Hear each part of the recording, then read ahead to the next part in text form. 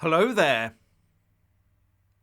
Joe Biden said that NATO would respond in kind if Russia used illegal weapons against Ukraine. What does Sleepy Joe mean by that?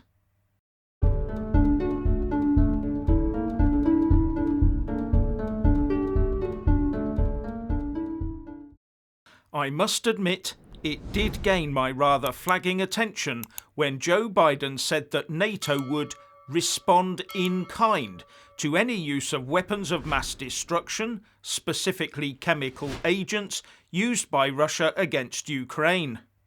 Because in normal usage of the term respond in kind, it means that when someone does something nasty to you, you do exactly the same thing back to them. An eye for an eye and a tooth for a tooth type of response. So does that mean NATO would use chemical weapons against Russia if Putin used them against Ukraine? Well, for a start, Ukraine isn't in NATO, so is not covered by the NATO response umbrella. So how could the use of chemical weapons by NATO be justified? Could it not be deemed as NATO directly attacking Russia with no provocation? Or would NATO mount a chemical weapon attack against Russian forces inside Ukraine? Poor old Ukraine would become the world's chemical weapon testing ground. Neither of those sounds at all plausible.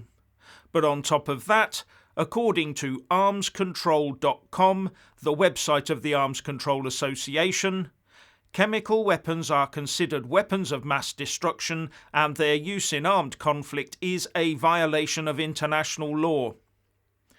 So NATO cannot and will not use chemical weapons, or it would be violating international law. And the two major protocols covering this are the 1925 Geneva Protocol and the Chemical Weapons Convention, the CWC. Now here's an interesting paragraph from the Arms Control Association website. 8 countries declared chemical weapons stockpiles when they joined the CWC.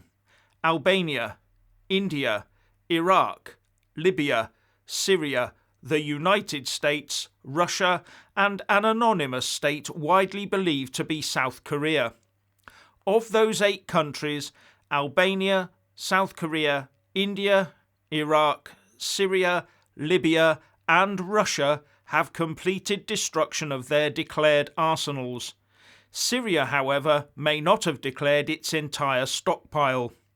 The United States plans to complete the destruction of its chemical weapons by September 2023.